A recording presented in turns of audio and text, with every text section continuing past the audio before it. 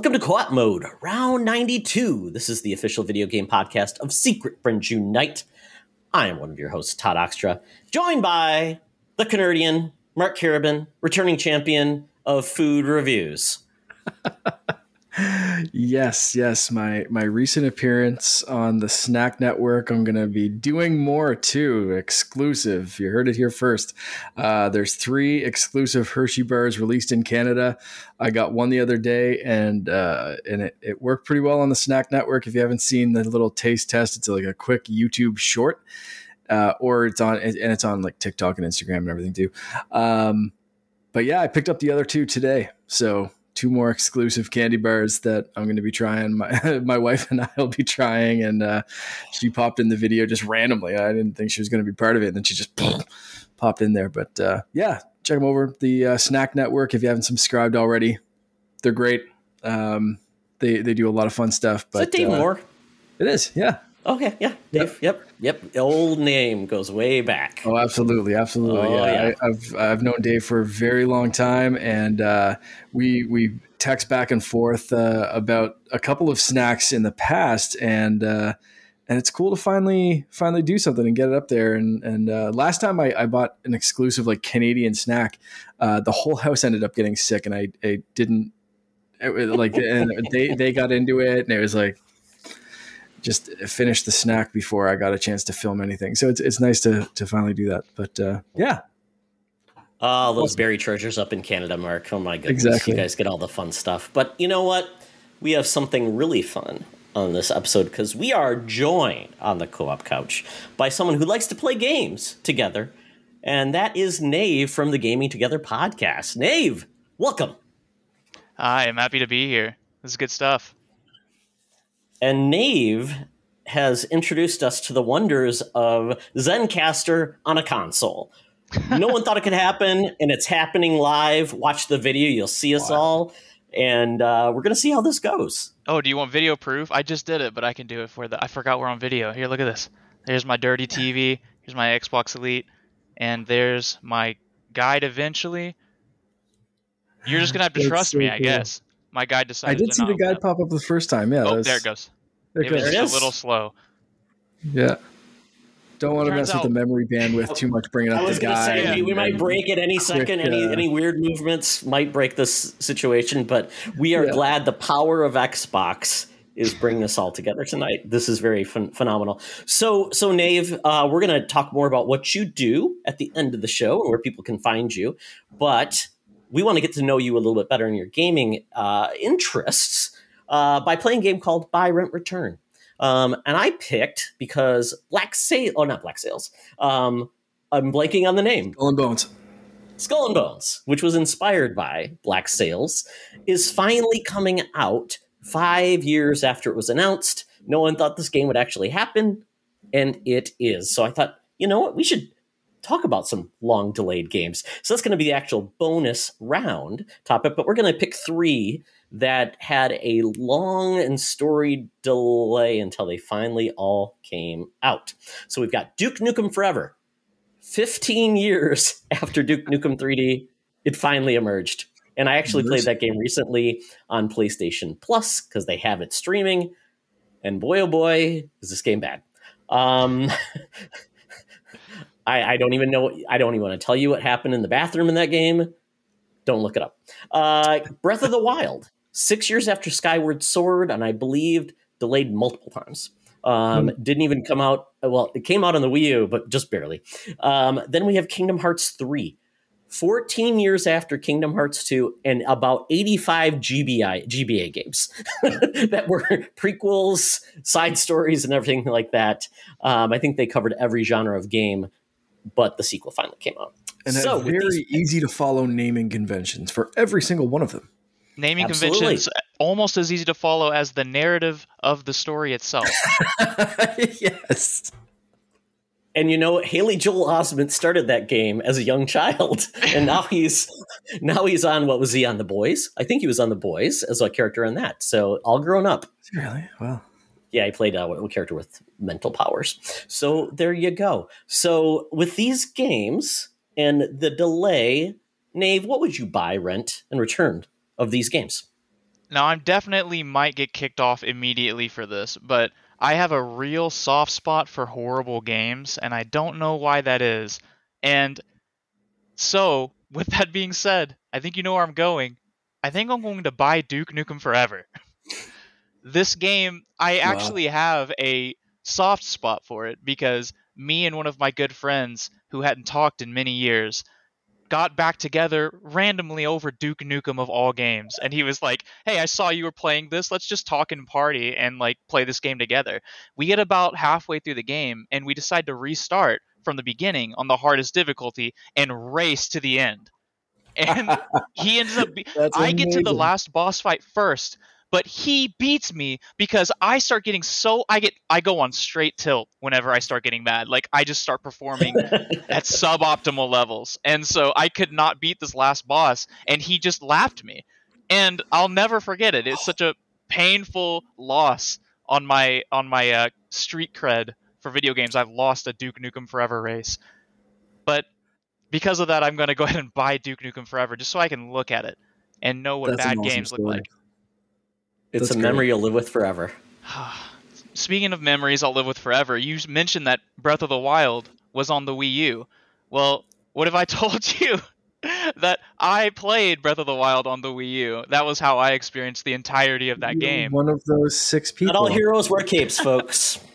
Well, this is this is a memory I'm always going to remember as well because I'm in the Postal Service, and whenever I was going through training, they made me go to a larger city to do my training, so I got a hotel and everything. I didn't want to take my Xbox because my Xbox is my baby, and I get scared moving expensive things around. So I don't really care so much about the Wii U. I had a few games that I needed to play, so I brought Monster Hunter and something else that I didn't even touch because I had Zelda Breath of the Wild, and that was the game I just ended up beating while I was there, essentially. And so I'm going to go ahead and rent that game, especially because of the replayability. That game is the sensible pick. So I'm not I'm not completely dumb, but I'm going to go ahead and rent Breath of the Wild. And that just leaves Kingdom Hearts 3 to be returned, and that is because I get a migraine every time I try to comprehend what's going on in that story. That is the crime and punishment of our time. That is our generation's Odyssey. The Russian novel of video games. There you go. Yes. Can't do it. It was a fun game though. For that game. Oh yeah. Or like an abridged, like shortened version. I don't know. The Cliff Notes of video games right there. Yes. Very, very good. Mark, my friend. Now your choice. Yes. And are you going to use are you going to use Nave's like decision-making skills on this one? Are you going to pick like the quality over quantity, or are you going to pick the unbelievable it happened? So long delayed game. So I guess, there are a couple of ways you could look at this. Is like, I can't believe this finally came out. I'm impressed by it. Therefore, that's what I'm buying kind of thing. Versus, I just love this game. So, that's a tough one because I did want to. I kind of had it locked in of like games that I love and or like quality of what I'd want to play kind of thing. And Breath of the Wild was first. Duke Nukem would be the rental, and then Kingdom Hearts would be the return. But yeah, as far as like can't believe it took this long kind of thing, I think Breath of the Wild would come in last. I'd return like the impressed factor because like every Zelda game gets delayed since. I want to say Wind Waker, Twilight Princess, the games just keep getting have gotten delayed. So anything past Nintendo 64, and I think even Majora's Mask ended up getting. Ocarina got delayed. Yeah, so I mean, Zelda games always get delayed, so it's not super impressive for this one getting delayed. So from that standpoint, that's the return on this one. Duke Nukem Forever was such like the ongoing joke of like. Like it's just shovelware. It's vaporware. It's nothing. It doesn't exist. It's like Uncle Ben coming back to life in comic books. Like it just doesn't happen. And then this game's released. So in that case, Duke Nukem Forever is the one I'm buying. And then Kingdom Hearts, like you said, it took 14 years between proper ones, but they had all the little individual sequels. So maybe that's the rental for surprisability in that case. Well, folks, how are you going to organize this? Now I'm curious. So, and I think I'm going to go down your path, Mark, because I think it has to go down the I can't believe it actually happened with Duke Nukem. I played Duke Nukem 3D in college, and I would go to the library, or not the library, the bookstore every week to get my comics first, and then I'd go to the bookstore and look at video game magazines because there was no internet for like anything back then, folks. It was the 90s. So I got all my news from like Edge magazine, Game Pro, all those magazines, and they would always have like, oh, Duke Nukem 3D, and they'd show a screenshot, and then they'd say, oh, they've decided to change engines, and it was so funny because that was the story of that game. They could not settle on like the technology they wanted to use because they're always thinking, oh, something's better is going to push this along. And folks, Duke Nukem was known because you could flush a toilet and play billiards. That's what made that game unique. And it had a little bit of TNA and stuff like that in very pixelated look. But that's really the novelness, the interactivity just to do something like that, which was a big deal at the time. I don't know why they felt like they needed to be cutting edge graphically or something. It was really like, just, you know what, interact. And that's when I played the game finally. I mean, they really went after the interactivity. There are so many fun things to do in the bathroom in that game, kids. And they didn't invest in the story, that's for sure, or the gameplay, because it did not age well. So, but I am amazed that they stuck to their guns and that game finally came out. So, you know, it wins. It's a winner. You just want to have that thing bought so you can just kind of put it on the Hall of Shame and be someone that actually owns that game. You know, it's like the ET cartridge, you know, it's infamous. Then Kingdom Hearts 3. I mean, I was so into 1 and 2 and I loved those games, but those were back on PlayStation 2. And I mean, we had PlayStation 3 came and went, and PlayStation 4, it finally came out. When I played that game, I'm like, well, I guess they didn't learn anything about voice acting in 25 years or whatever it was, because I'm like, wow, the voice direction has come so far since that game, and they learned nothing. It was like a bad anime dub, and it was pretty painful considering they've got some pretty good voice talent. So, but it came out. Oh yeah, it's those really long pauses where no one's talking for no reason. I'm like, am I missing something? Is this dramatic? I don't know. Haley Joel Osment, man, you deserve better. But yeah, so I mean, once again, but that game, but to your point, Mark, it had lots of interactions. I mean, GBA, I think a DS game, there was card battling. They like to do everything in that game, like mini movies, whatever. But then, yeah, Breath of the Wild, yeah, I think that was the game that I was just amazed it actually came out on Wii U, to be honest. Like, it was like, here's a present, you hardy Wii U owners. We're thanking you for your service.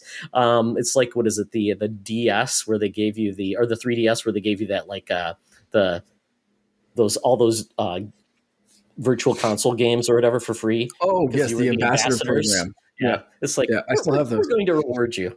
Yeah, and well, I mean, it was similar to also what they did with Twilight Princess. I mean, that was a GameCube / Wii release, right?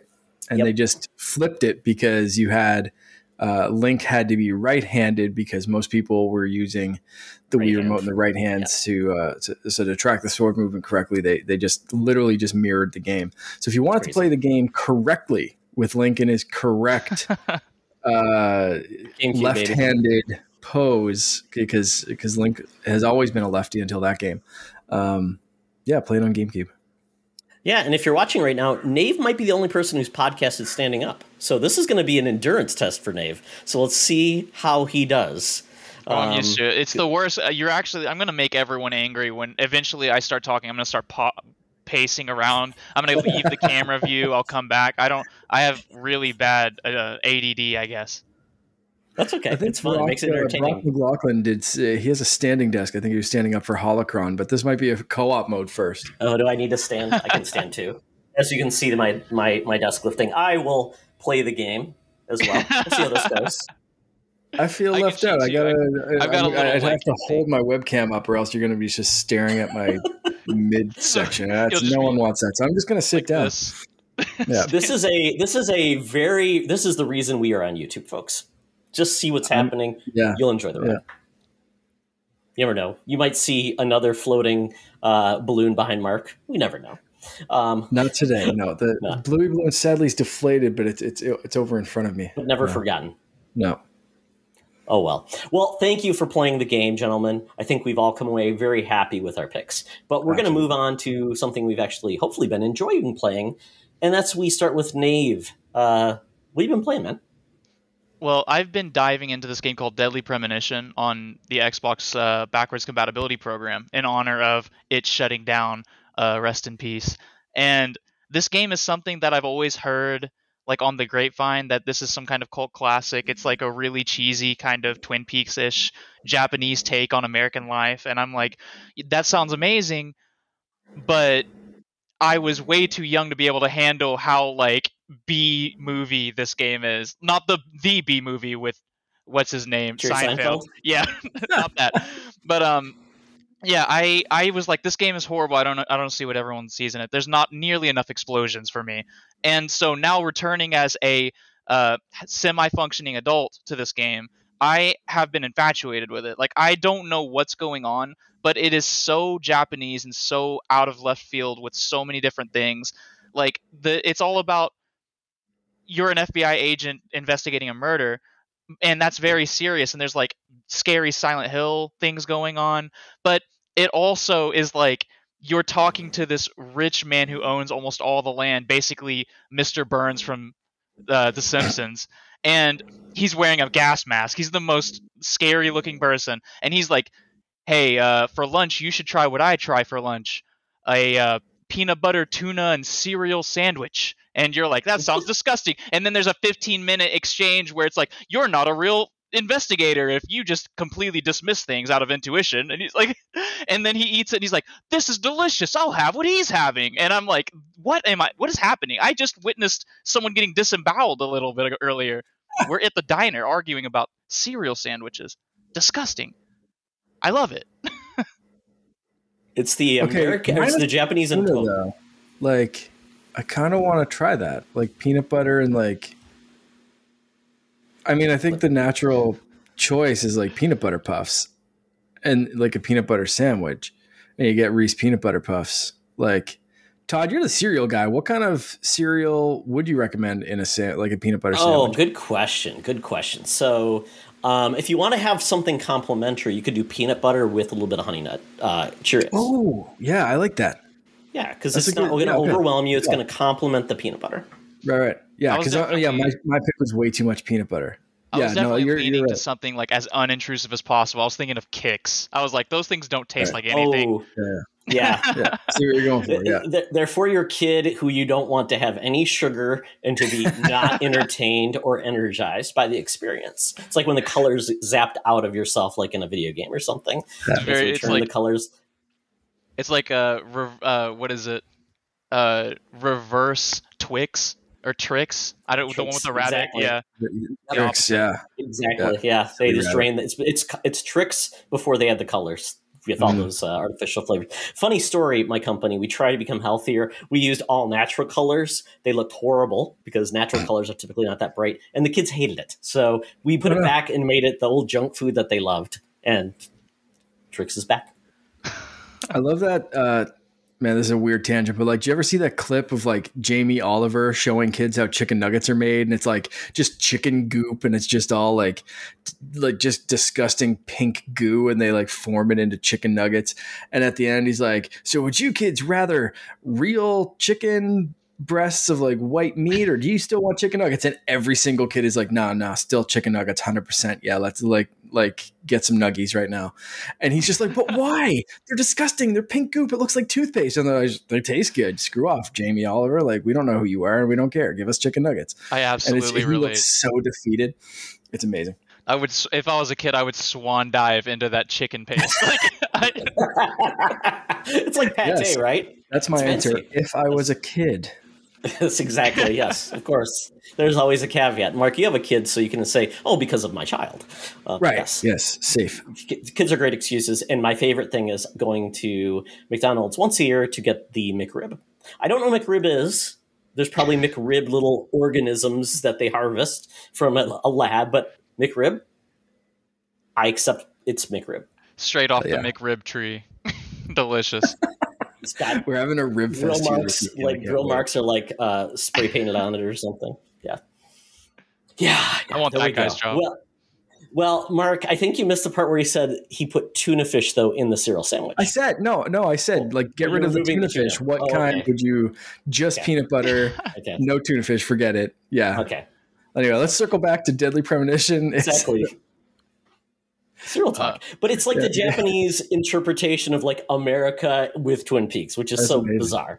Yeah, the game is so interesting because it makes me very nostalgic for so many different games for no reason whatsoever. Like for some reason when I'm talking to people and like it does the Yakuza thing where there's sometimes voice acting, sometimes there's just text boop, boop, boop, boop, boop, boop, and sometimes there's like there's a small voice line for a lot of dialogue. And for some reason when the game is going through text without any voice acting at all, I'm thinking of Mega Man Legends. And I don't know what it is about it, but my brain goes straight. I close my eyes and I can see myself sitting in front of the CRT playing that game. And I'm like, what is about this game? The voice acting is making me think of Metal Wolf Chaos from Software. I don't know if you guys have played that. That's where the president uses a mech, right? And defends the planet? Yeah. Richard! Like, it's so great. I love it so much. Anyway, the game is very interesting. I would watch a YouTube video before you start playing it because it's dated. Like the way that you use your gun is you hold the right trigger to pull it out, and you have to press the A button to shoot, and you aim with like the left stick, and then you left trigger to like lock on, but it always locks onto their crotch for some reason. It's like, I don't know. It's like using the crab to hold the stick and button. That does not work. Yeah, full RoboCop. It's like, I know what made Silent Hill 1 so good. The combat sucked. We just need to make the combat suck worse. And I'm like, how is this possible? But anyway. It's like the Homer car, right? You just take all the parts you want, but they're all the bad parts. Yeah.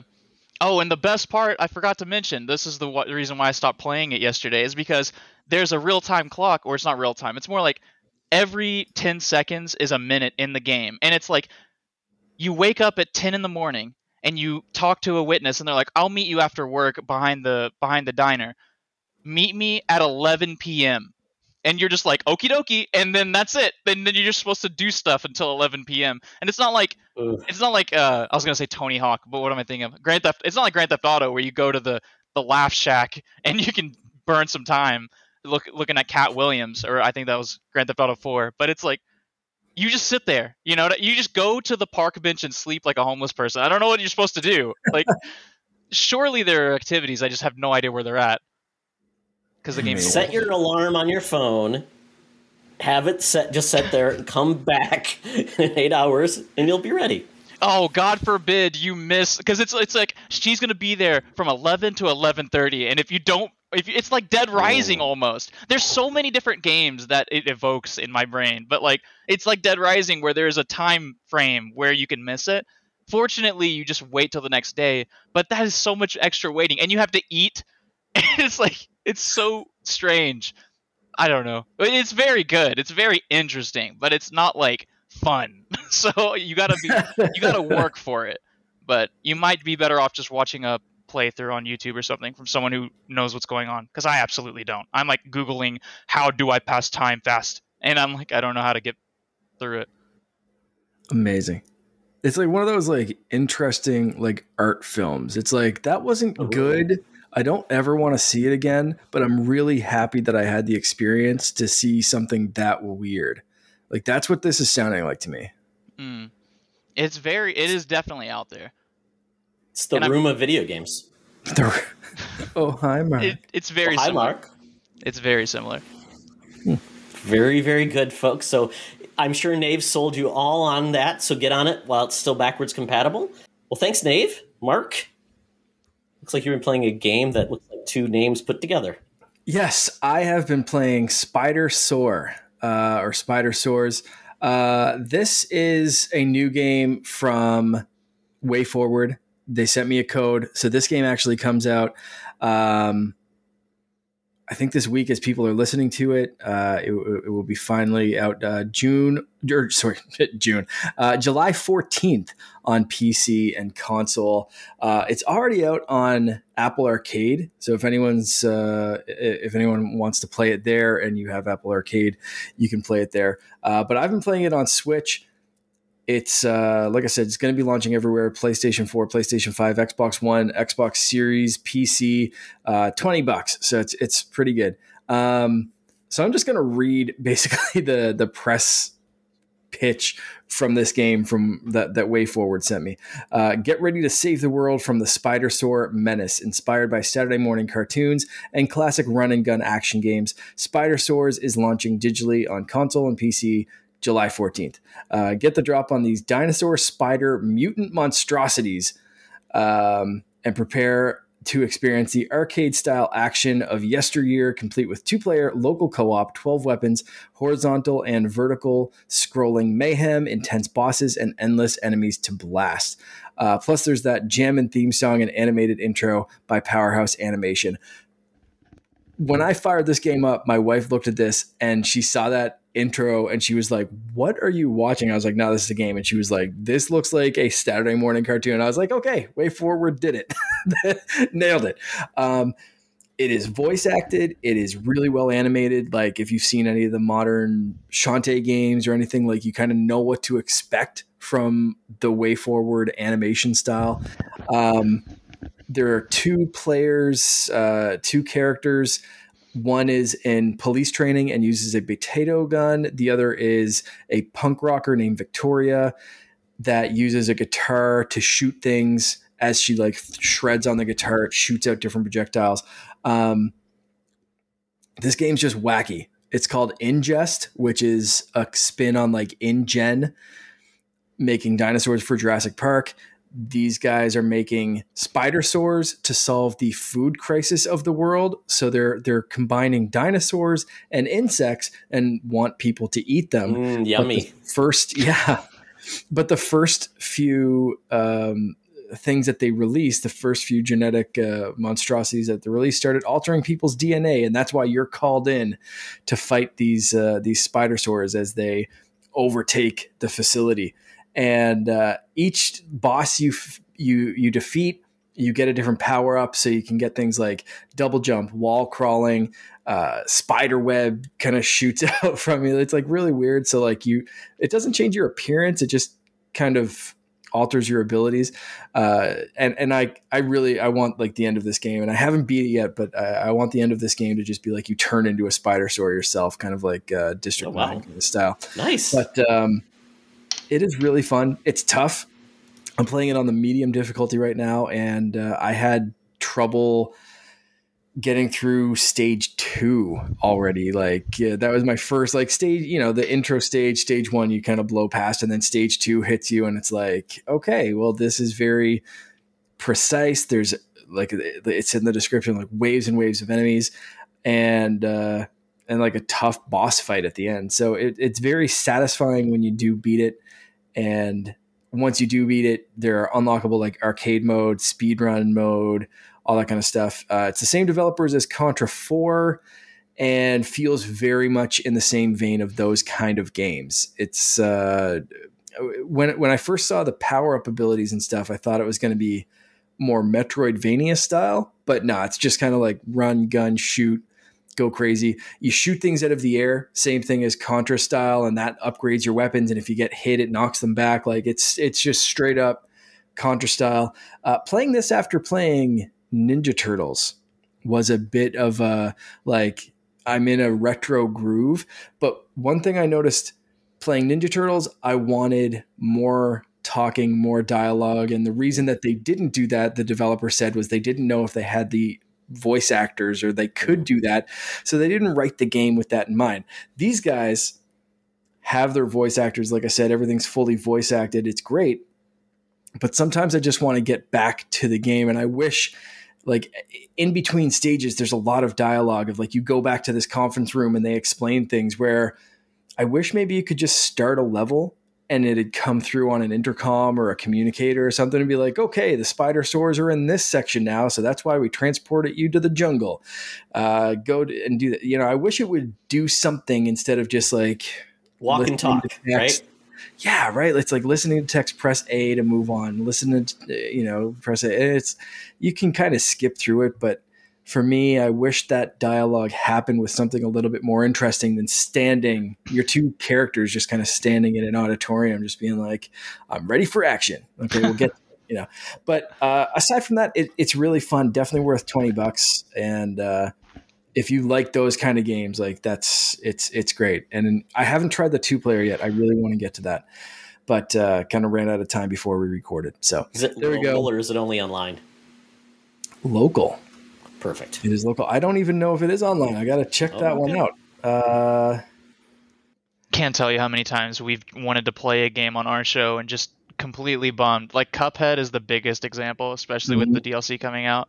And we can't play it online. We're just like, the description here says 1 or 2 player local co-op. So I think it's local only. Okay. Which is a shame, because if you don't have someone to play with, and this isn't like my wife likes playing Ninja Turtles, but this isn't really, these kind of games aren't really her jam. So I might have to get my brother over or take the Switch over there. Luckily, the code I got was for Switch. So again, thank you to the people over at Way Forward. Everyone knows I'm a big fan of the Shantae series and a lot of their games, like Mummy Demastered and a bunch of stuff they've done. And this is definitely not my favorite Way Forward game, but that's also pretty big shoes. I was going to say, we think we know which one it is, Mark. Yeah, the little lady named Shantae. That would definitely a special place for those games in my heart. But these ones, this is good. I want to see Spidersaurs 2. Like, I want to see this grow and continue and kind of learn like the Shantae games have. Like, I hope this isn't just a one and done. It's such a cool setup. If you like there's like, again, old Saturday morning cartoons, playing this after playing Ninja Turtles, it's perfect. It's just, this is the biker mice from Mars companion to Ninja Turtles. Yes, 100%. I can't believe you just said biker mice from Mars. I loved that show. Pretty sure I still have those toys at my parents' place. I got to dig those out. But this one, like, I could see toys for this. I could see all that kind of stuff, like action figures, and just you get the 2 main characters and a bunch of Spidersaurs and just have a fun time. Like, it's instantly just like, I could just see the merchandising and the Saturday morning cartoonness, and it brings me right back to those kind of games, like the Contra and stuff that I loved. But balls hard, but worth it when you get through it and you finish that boss battle and you're like, yeah, okay, I did it. So it's fun, man. If you like those kind of games, definitely check this one out. Way Forward, Such a good studio. Yeah, they do a lot of great stuff, and it's like I said, this is one that shows off their abilities, and it is very tough. And like I said, I didn't finish it. I'm looking forward to finishing it though, because it's one of those things that, like, when I'm not playing it, like, I had to put it down to come record this. I'm just keeping working my way through, and I got to a point, I forget what stage I'm even on right now, but like, it's a few levels in, and I'm like, I might turn the difficulty down. Just like I thought about it to be able to talk about finishing the game, but I want to stick with it on the more challenging difficulty and get the full experience. But that kind of stopped me from being able to finish it and talk about it in time to record. But I made that decision to get the purest playthrough. But there we go. And I will be posting stuff.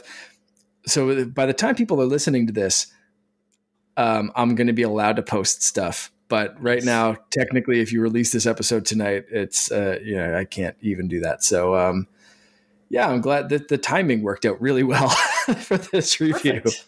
Yeah. We'll be out Wednesday, folks. So it'll be live as you hear it. So the game will be out. The game will be out on the 14th. But the episode, we can post this discussion about it on the 13th. Absolutely. Well, very, very cool. I'm excited to, it looked neat. I love the art side. When I see the dinosaur, it looks really cool. Beautiful animation. Really love that. Way Forward does a great job with that. Mm-hmm. So for myself, the Quarry, I talked about it before, but I beat the game, and it's so funny to hear everybody else's experiences about the game. Like the big thing with the Quarry is just like Until Dawn, who survived, who didn't, how many lived. And it's so funny because it's like so many people are like, oh, great. The 3 characters I hated lived. And it's so funny. And it's like, most of the time you're making decisions and you're hoping like, okay, is this the right decision? Like, I will just say there's one character where I'm like, you know what? She's kind of annoying, but I still think she's fun. I want her to live. So I'm like, I'm at a point, I'm like, well, I can check a bag or I can look in the attic because I heard a noise. So I'm thinking, you know what? They're not going to go in the obvious choice, right? So I'm like, I'm going to pick the obvious choice because I think I'm going to I think they're going for the non-obvious. Guess what? They went for the obvious one. So, oh, Todd. I know. I'm just a silly Billy. But never check the attic. And then there's another mechanic where you are trying not to breathe, and there's like you've got like this moment you see your breath meter go down because you're trying to hold your breath, not be here. And the one character I liked her as well. Sorry.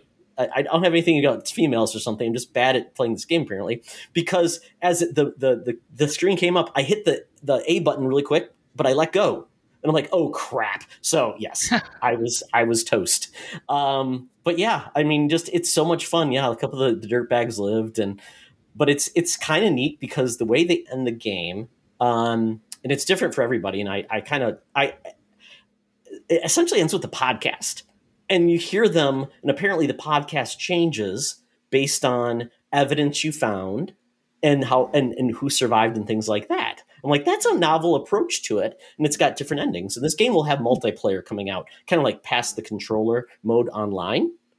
I think up to 8 players or something like that. So that's kind of a cool novel addition to it. But then after you've beat the game, essentially you almost get like a free death pass where it unlocks like 3 undos. So you can go back and undo some decisions. But I'm like, you know what? I'm going to keep it real. I'm going to keep my choices, my bad choices, and just move on. But excellent game. I think it's one of their best. It's fantastic. Okay. So I highly recommend if you want a spooky game, wait until October. It might be cheaper. Might come to Game Pass. Might be on PS Plus. I don't know. But it's phenomenal. And I just think after a couple stumbles with the Dark Pictures anthology, they really have picked up speed back to Until Dawn level, which is still one of the best games on PlayStation. So yeah, check it out. And then is a podcast called Only Murders in the Quarry, or yes. Yes. Okay, good. How did you know? But they're not as entertaining as us, Mark. That's great. Yeah, they're not as entertaining as us. It sounds like a very sad, depressing podcast to listen to. Yeah, and everyone dies. Exactly. They're like doing the real murders, or if it's real or not. I think that the name of it was, they had a clever name for their podcast too. So I'll give them credit for that. But yeah, very, very, very interesting. A very interesting way to go. And great cast. I mean, Lance Henrik was in it. A bunch of other actors as well. Justice Smith, though, I think he was getting bad voice direction or something because he was so dour and boring. I'm like, put some energy in your acting, man. So that was my only caveat. I'm like, I expected better from him. He was in Pikachu. Come on. Oh, well. We're going to move on to the game that it's taking me forever to finish.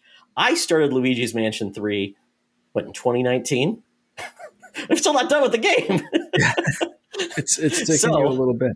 It does. But I'm committed because I've been playing it again, and I really want to finish because I love it. And I realize I will not have a Nintendo game to really play this fall because nothing is in my wheelhouse. Nothing is really interesting. I have Super Mario Strikers to play from GameFly, so I'm going to give that a try.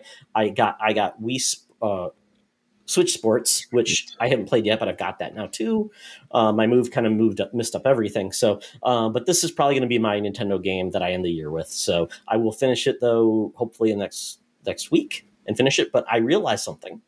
This game, it's not great on portable because there's certain points of the game with Luigi where it pulls out so much and the characters are so damn tiny on a 7-inch screen. I'm like, it's not really that great. And the great thing about the game, it's so beautiful. You want those big images on their screen. So I was playing it off screen because Logan was playing a game, but still I prefer it docked because it's just such a beautiful game. I think you just need that. I have the OLED, but it's not going to make the image bigger.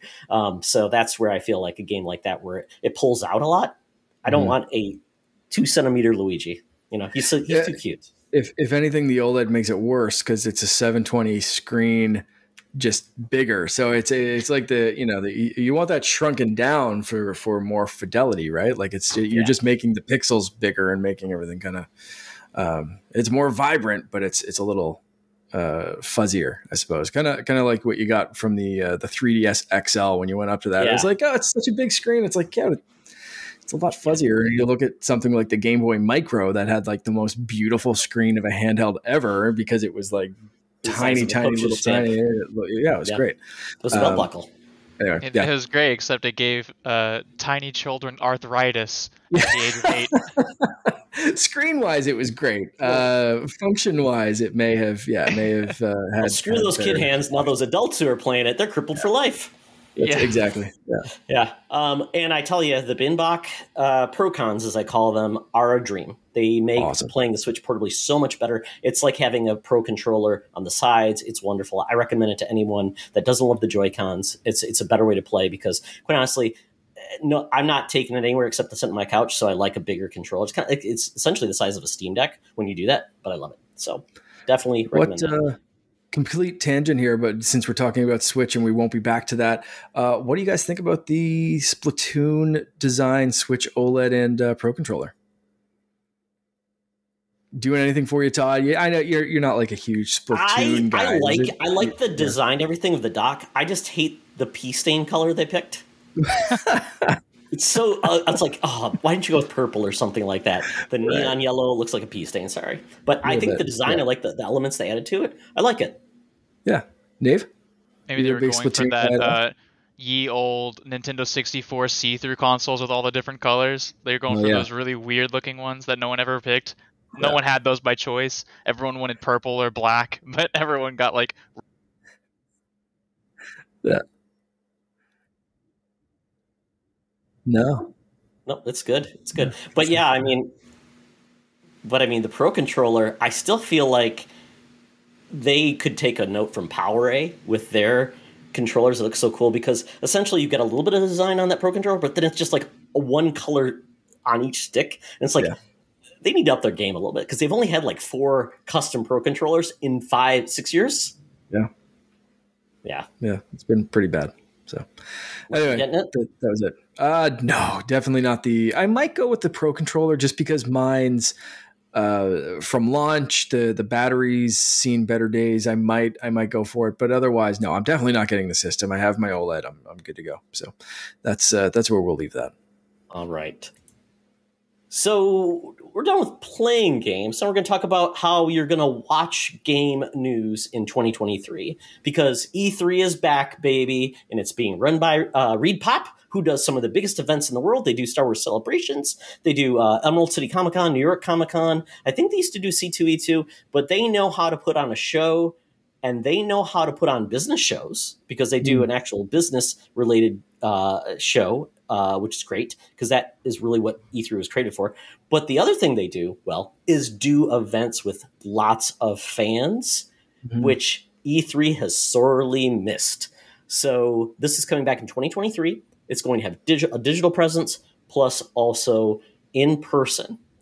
And Jeff Keighley, once this was announced, came back and said, that's right, folks. Remember, Game Fest will be back in 2023 in digital and live as well. So with that, assuming June comes back, what do you gentlemen think of E3 coming back? I missed it so much. I'm gonna be honest. I'm somebody who just gets so excited so easily. I just love being happy about things. And so whenever the Xbox show was going on last month, I jumped on with Chris from 1 Hour 1 Decision and Eric from Game Positive, and we kind of just reacted to the showing as it was going on, and I was just screaming the whole time. I love this kind of stuff. And the thing that you lose with doing it all digitally is that crowd intensity, that like raw performance that you get from having the crowd in front of you, like the You're Breathtaking situation, and even all the cringy stuff that happens in E3. I love that stuff. It's like part of my culture. I've grown up with it at this point. Like, I'm so excited. I hope that I hope it's successful, and I hope Jeff Keighley's thing is successful too, and I hope there's less ads in Jeff Keighley's thing. Fingers crossed. But yeah. You don't want The Rock showing up and tell us to enjoy our gaming with Zoa energy drink? Watch the Shazam trailer? As soon as he appeared on my screen, I immediately started bench pressing 200 pounds. I was like, I was so pumped. Very motivational. Yeah. Enjoy your gaming. I have to agree, man. I am very pumped for it to come back. If you've been watching and following games as long as I have, like, E3 is just part of the experience. That's such a big hype train. The in-person event is always awesome. And you're right. Even if you're watching the digital like conference or replay or whatever, like you can still feel that energy in a room as someone's up on a stage and presenting something. And it has been missing the last few years from everything. Right. And it was fun watching and hearing stories from Star Wars Celebration. I had so many friends at Celebration and like reporting back stories and tweeting things and sending messages and whatever. And then on Holocron Chronicles, we just had a guest that was there and was like on the podcasting stage and had this amazing experience. And it's something about those kind of things that there's this like tangible factor to it that even if you're not in the room, you can still get hyped and get excited.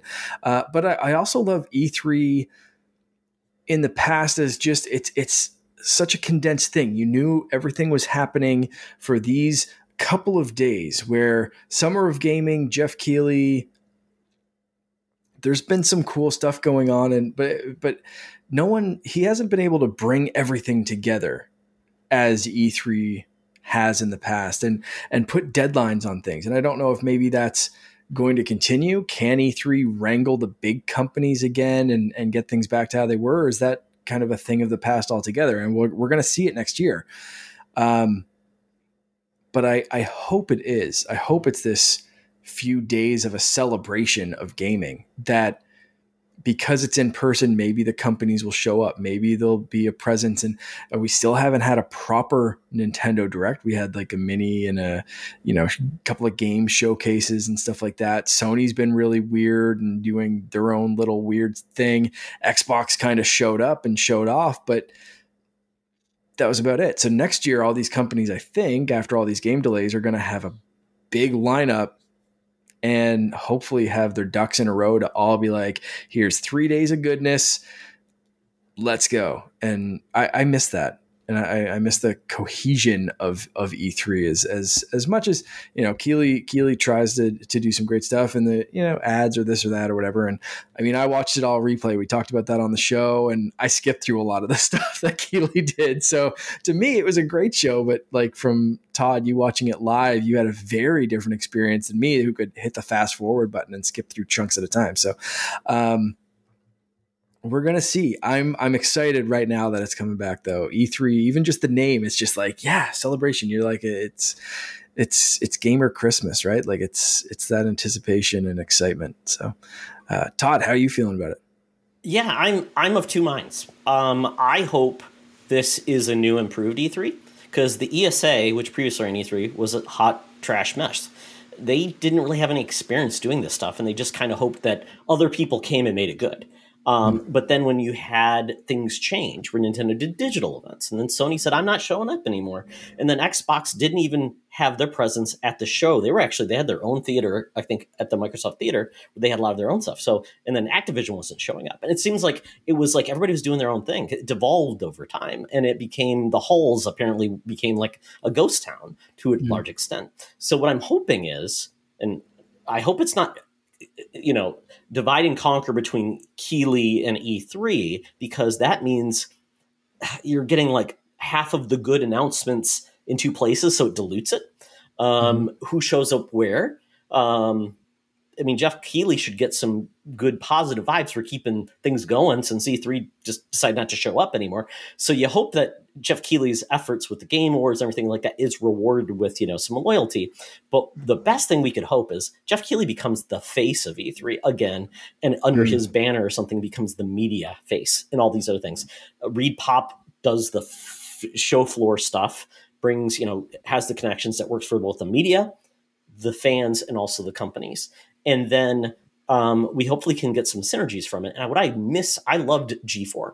I'm not sure what they had in Canada. Maybe they had it there too. And G4, they had they had the song, I Believe It or Not, I'm watching E3. I loved that. And they had great coverage. They would go on the show floor. They would take you around. And I think that was been missing is if you're far and away and you can't attend, because only like maybe 60,000 people get to attend. So essentially you got the great show floor that only a small amount of people see. And I think that's so for what we normally would see at E3 is the big press conferences, and then maybe we'd see some developer interviews. So I'm hoping they go deeper in and bringing the experience to us as fans, kind of like how Nintendo does their Treehouse. Right. Oh, yeah. In 3, 2, 1. Game coverage in Canada actually stopped with Nicholas Pickles and Video and Arcade Top 10. So we didn't get any E3 coverage for many decades.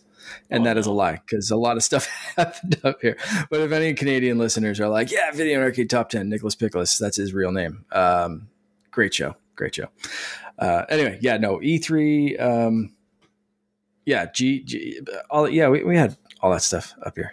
So yeah, I mean, so I'm hoping whoever owns the digital piece does have some ability to bring the floor to us, because I think that's what everyone wants to see. They want to see Nintendo's booth. They want to see the games being played. They want to talk to the devs. They want to see all the cool stuff and not have to go to a million websites to see that stuff. I think it's having a home makes it really, really cool. And as good as G4 was back in the day, I mean, video capabilities, all the stuff, and all the people they can bring in. And, the cool part, bring in personalities from the different gaming media, rising people that are doing great media and podcasting and stuff like that, Twitch, and that can entertain. That's the formula for success, not sex. Sex too. Yeah, our booth babes coming back. Our booth babes coming back. Who knows? Booth dudes maybe that's the future. Booth dudes. There you go. All right. Well, folks, let us know what you're thinking. New Duke Nukem. Exactly. It's Duke Nukem actually shows up because he's unemployed, essentially. He's got the beer gut hanging out. Poor guy. Got a Nintendo Switch strapped to him. Because they don't want you stealing him. Yeah. That's the future. Oh, well. Well, let us know what you want from E3. And are you happy about this? Are you sad? Do you want Nicholas Pickles to come back? Tell Mark. Yes. The answer is always yes for that one. Okay. Well, Nave, did you watch Video and Arcade Top 10? That one go way over your head. I did. I don't know who Nicholas Pickles is, but that's an excellent name. Oh, man. Yeah. Oh, that was such a great show. They just played like NES and Super Nintendo games, I think was the era that show was on.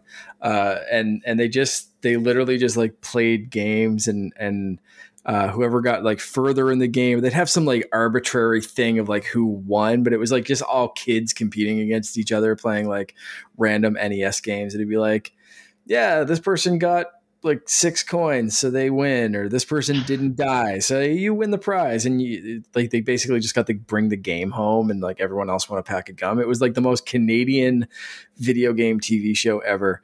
And I'm sure like Sean Capri and maybe one other person will know what I'm talking about. So you definitely just unlocked a memory that I haven't thought of in like a decade, but for some reason I'm thinking of Nickelodeon's Legends of the Hidden Temple now. Yeah, Nickelodeon Arcade, right? That was another one. Yeah.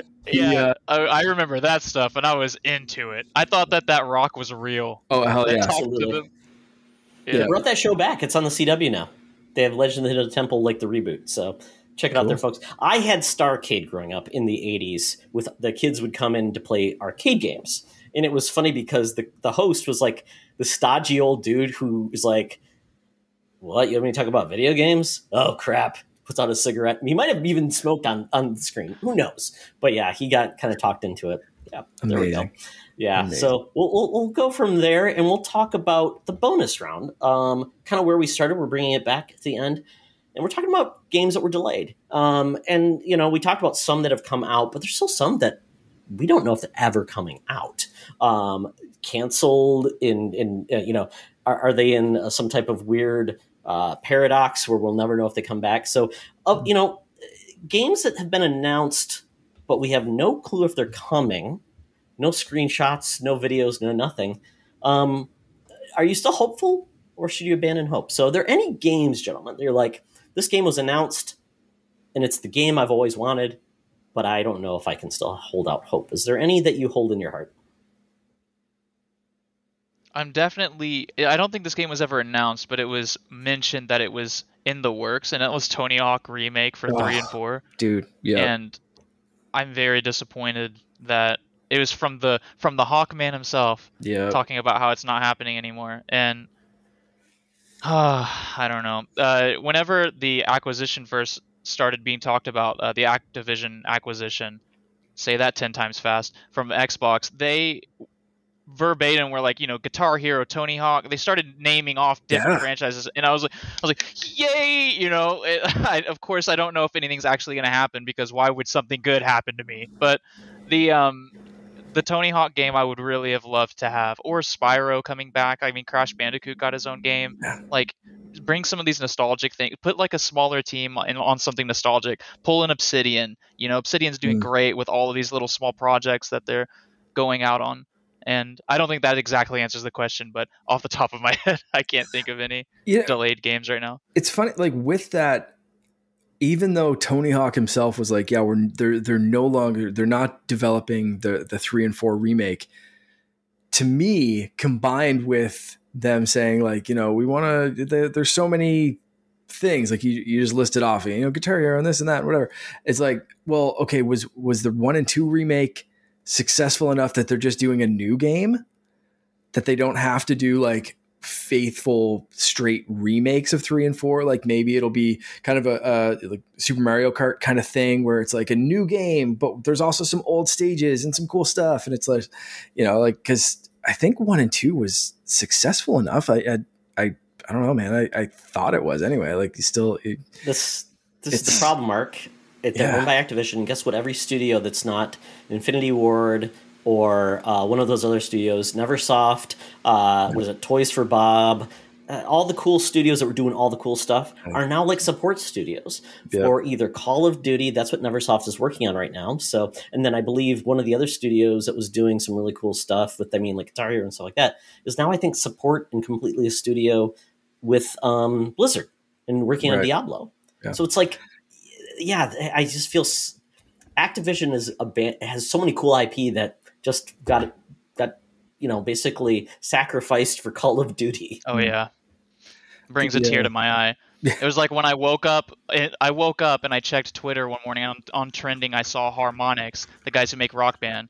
I'm a huge music video game player, by the way, but I saw Harmonix trending and I was like, oh my God, they're making instruments or something good. And I went and I checked and it's like Harmonix was purchased by Epic to work on Fortnite. And I was like, Music events in Fortnite. Yep. Music event. Well, Fortnite has a couple of new things and I'm guessing the Harmonix team is working on that. But when the last season event happened, when the game went down, the music, so there was like a still image screen kind of thing, or like a little bit of animated kind of thing that they usually do, that static screen in between seasons while the game's down. And the music was all procedurally generated.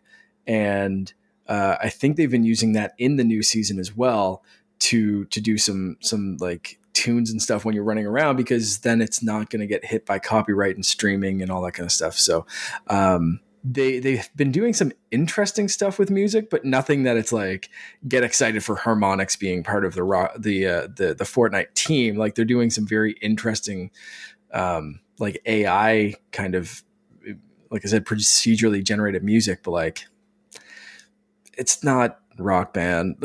It's I still own my Rock Band guitar and my Rock Band stuff on my thank God those are backwards compatible on PS5, because I can continue to play them until my plastic instrument breaks, because they don't make those anymore. And if you looked on eBay to find those instruments, holy crap, somebody should have went to GameStop when they were like $12 a pop, bought like 85 of them, and then you were just throwing them in the trash, like perfectly good, but it was just like, I have 17 plastic guitars, I guess I'll throw that out. It's crazy to think, and now they're crazy expensive. For me, a couple pop up instantly. Luckily, we're getting one very soon, and that's Skull and Bones. You already mentioned it, Todd, at the top of the show. This game's been in development, or it was announced in 2017. I believe so. And it was just kind of like, yeah, we're going to do that. Like, it was shortly after Black Flag was released. And how many freaking Assassin's Creed games has there been since Black Flag? Like, this is what this game is based off of, and it looks cool. It's going to be a different pirate experience from Sea of Thieves, and I love my pirate games and I love my pirate stuff, and this is going to be, I think, is going to be neat. Black Flag is still, I think, my favorite Assassin's Creed game, even though the ship sailing wasn't my favorite part of that necessarily. I still think this game's going to be pretty cool. So I'm happy that after a ridiculously long development period, this one's finally going to see the light of day in November. The other big one for me, and I'm still, who knows? Right now we have a JPEG, Metroid Prime 4. You know, they didn't up their graphics, their graphics budget. Yeah, I mean, that's like for E3 this next year, maybe we'll get a moving image, you know, maybe some of that blue flame behind the 4. I just want a GIF, Mark. Move. That's it. That's all I'm hoping for. Something vaguely in the back that you can interpret as something, so that people have something to talk about. A sound effect of like, a blaster charging up or something. Just Joey Ferris and I just holding hands like, it's happening. If you speed it up ×2 and then you play it in reverse, it's like Led Zeppelin's "Stairway to Heaven." It's telling us something. Exactly. No, it's just the voice track from Metroid Other M. Yeah, nothing at all. I hope we see something eventually for that game, but until right now, it's just in the ether. Who knows? Todd, what about you? What's your like? Mark, I was going to say, I'm surprised you didn't go to like the Metroid Prime HD trilogy that, you know, like everybody talks about, like the Boogeyman. Those ones are, and that's it. We've never gotten even the slightest confirmation that that's real, aside from rumors and this and that. Metroid Prime 4, they showed that off, or they showed off that logo again back in 2017, I think, oddly enough, and with Skull and Bones. But like, where is it?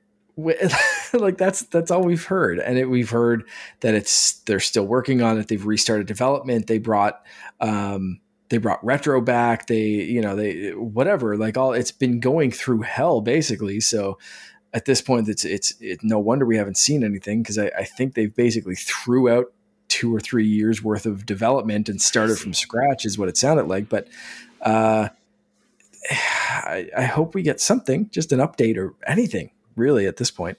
Well, Mark, it's taking a lot of energy to put Funky Kong into Metroid Prime 4. I'll accept that at this point. It's like the Planet of the Apes, where Metroid goes to the Planet of the Apes, basically the Planet of the Kongs. So that's what we're getting. We've all fighting litigiously with Rare to get Banjo and Donkey Kong all together once again. It's all in Metroid.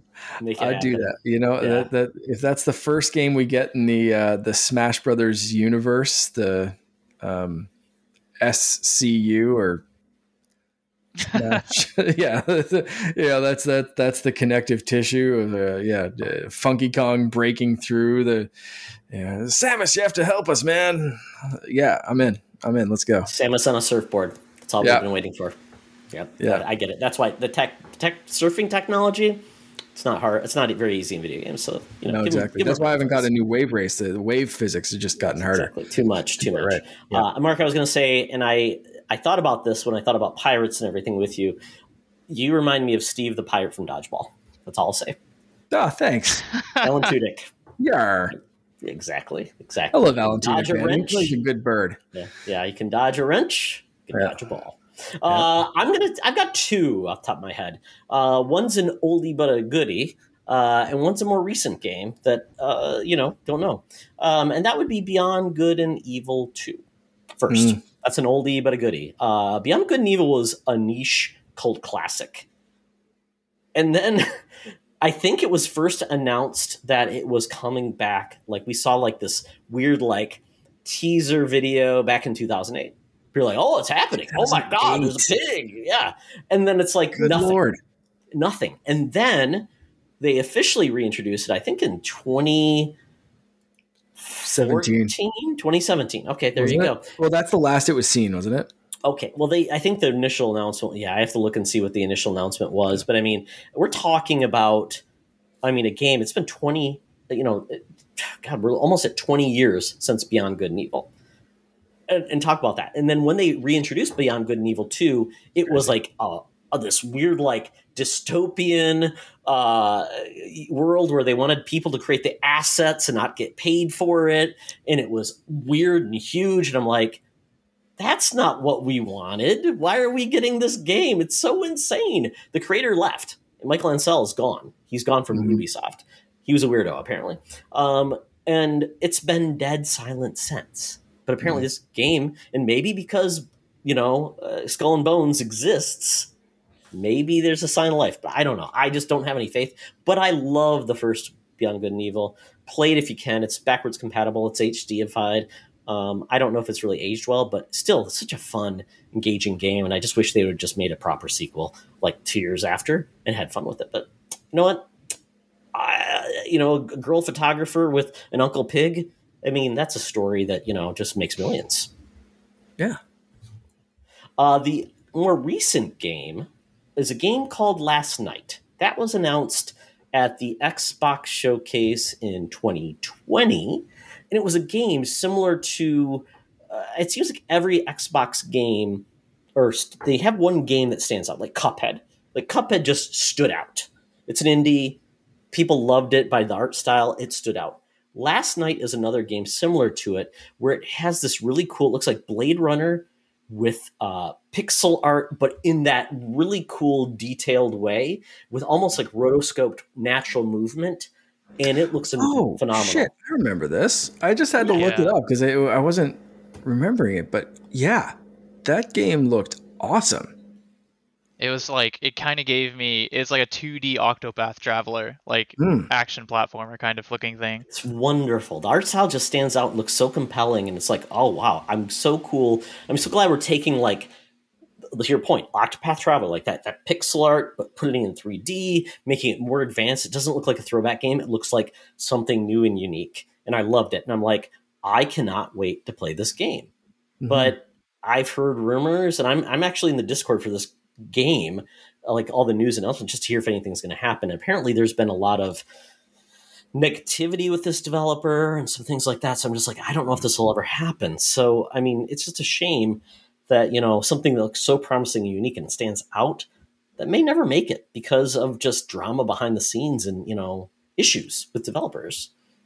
Yeah. I mean, didn't Xbox the next year show a 2D game like, I think it was called Replaced or something like that. That kind of was similar. Absolutely. There was something that I was like, oh, what happened to that Last Night game? And now I'm thinking, what happened to Replaced? Because I haven't heard anything about that game either. Well, Replaced, they're impacted by the Ukrainian war. I believe they're either studio or impacted by it. Yeah. And that was a 2021 game. Once again, Xbox always seems to capture a game. This year, I think it was that Cthulhu Metroidvania game, which I can't remember the name of it, but it just stood out. And people are like, wow, this looks amazing. So I love the fact that Xbox can grab something that knows that this will catch people's eye no matter how much they show of it. So, but yeah, to your point, I hope Replaced is going to be okay. I would hate, we also heard that happened to the Metro game? Got delayed? Stalker. That's Stalker what it 2. was. Yeah. Yeah, so it's a shame. And also Atomic Heart. Yeah, now I'm getting a bunch of games that are delayed in my head.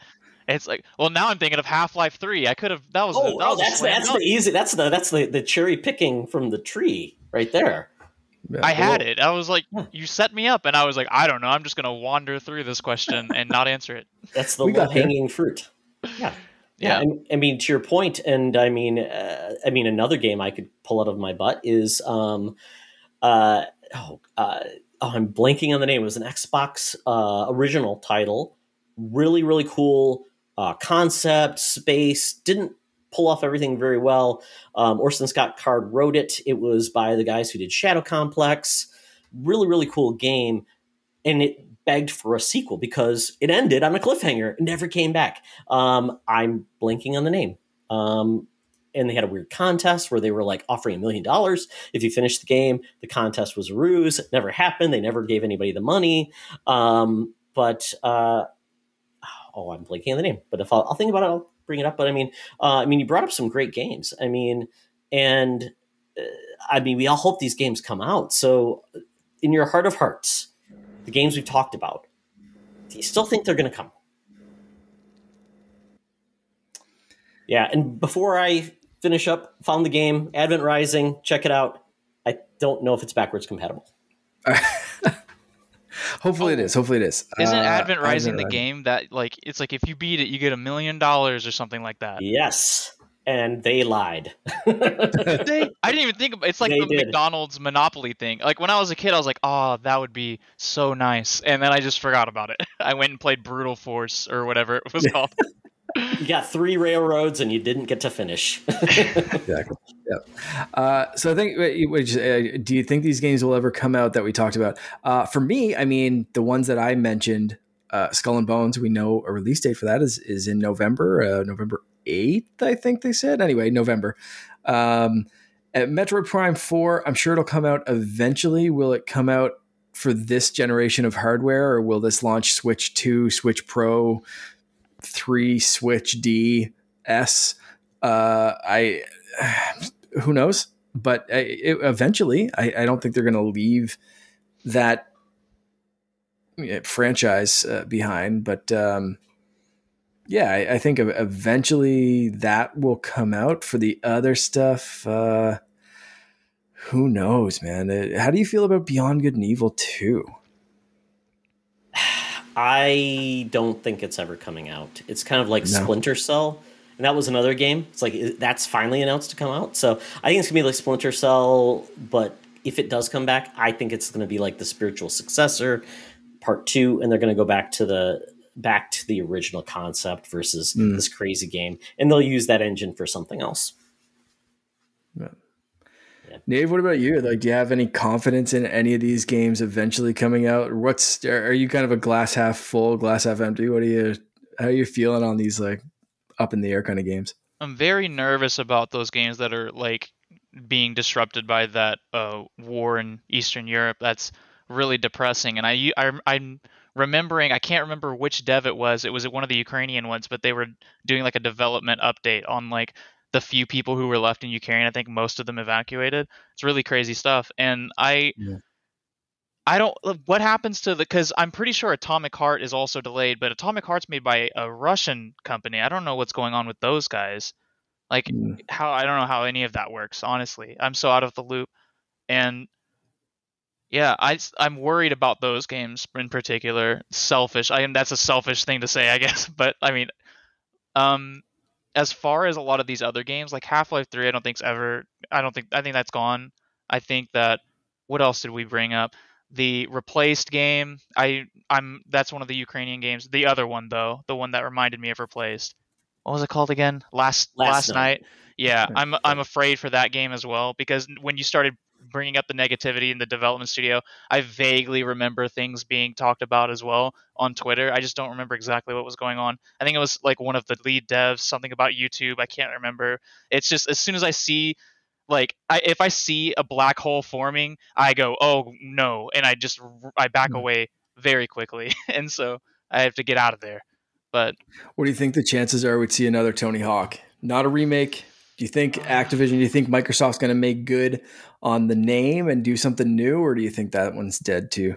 I'm so surprised at how the game is not in development, because the remake of 1 and 2 was very successful as far as I remember. And I still have it installed on my Series X, and I go on and I go online and I play with people. There are people still playing that game online.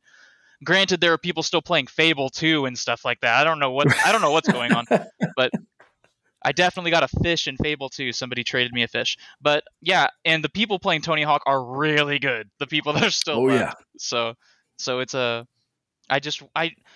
one I'm most nostalgic for is Tony Hawk 3, so I'm just so peeved. And I know it's not coming because of that. I'm like, I was like, oh, this is great. I can't believe it. 3 is coming next, right? I get to hear Ace of Spades by Motorhead. They're like, no, play it on Spotify, young man. Exactly. Yeah, your dreams are gone. No, the likelihood, though, potentially, if Microsoft comes in, they will add more support to the games and allow more studios to really focus on their passions. the problem is that those games have lost all their like if all those studios have lost really the people and they've just dispersed and things like that, that may be a problem. So, but I bet you get people that have a passion for Tony Hawk that want to make the next one or remaster. That's it. Oh, yeah. At this stage, like Tony Hawk's got enough nostalgia that you get game developers from any Microsoft studio. You're going to be able to form a team and say like, hey, you're the Tony Hawk team now, like have at it. And you're going to have people that were raised on those games that are like, hell yeah, I'm taking over Tony Hawk. Let's do this. And they know how it feels and they know how it's supposed to feel. And they can nail that kind of bring it up to a modern kind of thing, just like they did with that remake of 1 and 2. Like those games weren't that good if you go back and play them, but like they felt so good, but they still felt like they should. Like just such a weird, perfect remake. Like, holy crap. Yeah. Well, the good part, Mark, if they do this, they've got enough IP with between all of the studios and what Microsoft owns, they can make Tony Hawk All-Stars because, you know, the Tony Hawk had like with Spider-Man and Darth Maul. They're going to bring in like it's Master Chief on a skateboard. It's going to be like Conquer. It's going to be Conquer. And isn't that awesome? I mean, it's like the wacky All-Stars. I just want to play as the Neversoft logo man again. There you go, that weird eyeball and the freaky, I mean, and with Half-Life 3, I mean, Half-Life Alyx came out and was lauded, so I think Valve knows that, and Valve can do whatever they want; they make that more money than God. But I mean, I think that was maybe they're dipping their toes back into Half-Life to say, oh, people like Half-Life still, and they don't expect the world, so maybe that's their entry back into it. Maybe it's going to be VR. We don't know, but we'll see. Yep, that'll launch Apple's mixed reality headset. It's only going to be $3,000. Don't worry about it. It's great. So there'll be like an install base of like 30 people. Nobody. Yeah. What is that meme going on Twitter? It's like it's a 10, but it's only on a system with the install base of 50 people, and that's going to be Half-Life 3. Yeah, that's it. Yeah, exactly. It'll play exclusively on Apple's $3,000 AR VR headset and the Apple Car display. Oh no, it's on Labo. That's it. Yeah, Labo VR. But all the cardboard's been destroyed and burned. No one has I still have my Labo VR. I gave mine to Sean Caprice or Sean Nice's son. Okay. Yeah. So good kids. Oh well. That was a lot of fun, folks. If we missed any obvious ones about those franchises that are in lock cage, ready to be emerged, let us know because obviously we only scratched the surface. And please, game developers, make our dreams come true. Make Event Rising 2, but without Orson Scott Card. So with that, thank you, Nave. This has been a blast. And, we've had some hijinks. We're standing. Dogs are running around, stealing controllers. This was a blast, and you were a gem. So tell people where they can find you on the interwebs. I run half of Gaming Together, a cooperative podcast. We're on most podcast shares. We upload onto YouTube sometimes. We're very irresponsible with that one because it's not done automatically. And so I run the Twitter account, which is at Game Together Pod. And on Xbox, you can find me as Guns versus Kittens. Spaces in between those three words. That got approved? I'm not banned yet. So it's always a conversation starter amongst my team in multiplayer games. So I hope PETA doesn't listen to this podcast. Oh yeah, unless they think that the kittens would win, because usually the question is how many kittens, and is a human holding the gun? And usually I'm like no, a bunch and no. So is it VS? Object. Not you don't spell out versus. VS, yeah. VS, okay, I have this weird thing in my brain where I always look at the character limit for names and I go, okay, right. I need to use all of this real estate, and I don't want numbers. I don't want any symbols. I just want it to be a statement. And so I don't remember what compelled me to this. I think it was versus kittens, and I was like, okay, I have enough for 4 letters. What is the word? And so I just brainstormed until I came up with that one. 557,325 gamer score? Yeah, I've got a problem. Wow. Dude. Wow. I've got quite a problem. I'm assuming you've not gamed the system with any easy pickings. Like No, the there's Avatar quite game? a few. There's like Oh, okay. occasionally when I feel bad and I've had a bad day at work, I come home and I crack 3,000 in 20 minutes, and I'm like, oh, that's the dopamine I needed. Now I'm going back to Elden Ring. Yeah, I just It's like it's like Mark with his Game Pass quests. No, I was just playing on the weekend. I played some more of the Paw Patrol game on Game Pass, and every single thing you do in that, it's popping achievements. And I'm just playing it to amuse my son on Saturday morning. And it's just, he's like, he's like singing Paw Patrol and like Pup Pup Boogie, and he's just having a good time. And I'm just like, gamer, score, let's do this. Well, this is really for me, son. This is for me. This is my reward. We were both getting something from it. It was great. Exactly. A good Saturday morning. And on Twitter, I have been repping Peppa Pig, or my friend Peppa Pig, or whatever the game just came out. And it's ironic, but at some point, it's not ironic if you keep doing it. You know what I mean? I'm like, eventually I need to play this game and like really see what I'm pushing on people. I heard if you watch enough Peppa Pig, you get a British accent. That's all I know. Oh yeah, I'm the worst. I'm a social parrot. I'll start talking just like whoever I'm talking to. If you have a southern accent, I just morph my voice. I can't help it. It's the worst. I'm 100% convinced that Finn's going to have a at least partially Australian accent from watching so much Bluey. Really? There's not a chance he's not going to have at least a few Australian phrases, like for sure. He's definitely going to be confused sometimes at school where someone says a word and he's like, what does that mean? Yeah. Crikey. Oh, well. We need to use the dunny. It's the potty, Finn. We're trying to train. If you start saying a shoom, Mark, like a lot of those people, I don't know where they came up with those crazy folks under the horizon. But thank you, Nave. That was a blast. Follow Nave. It's been so much fun. And podcast standing up, folks. It's the new thing. I did the whole thing. I'm getting my cardio. I'll stop doing it at my kitchen table apparently, and find a tripod for my camera. You can kind of zen. You can kind of like do a stretch. Oh yeah. Just as we're talking. Lift my camera up or something. Yeah. There we go. Very quickly, Mark, where people can follow you.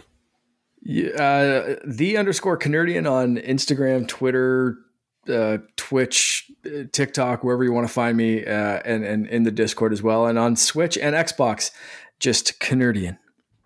Excellent. Follow me on Twitter at Toxtra, and go to secretfriendsunite.com. Go to our YouTube page. We've got a custom URL. It's fantastic. Woo. Thank you for the final push on that, folks, where you can see this fantastic face, these fantastic faces, and dogs and balloons in the background. And also subscribe to all of our wonderful podcasts. Subscribe to our network feed, because you know what, folks? It's got all our podcasts on there. Go to secretfriendsunite.com. I'm putting those in now on the source code. It's all there. Join us. Have fun. So with that, Mark, Nave, it's been wonderful. Thank you both. And remember, folks, it's always better to game together. This podcast is part of the Secret Friends Unite podcasting network. Visit secretfriendsunite.com for more great shows, articles, news, reviews, and more. Secret Friends Unite podcasts are available on Apple, Google, Spotify, and other podcast services around the world. If you'd like to be part of the conversation, you can join us on Facebook or our new Discord server, or follow @SecretFriendsU on Twitter. Please subscribe to Secret Friends Unite on YouTube and visit our merch store at tpublic.com. Just search Secret Friends Unite. Thanks for listening.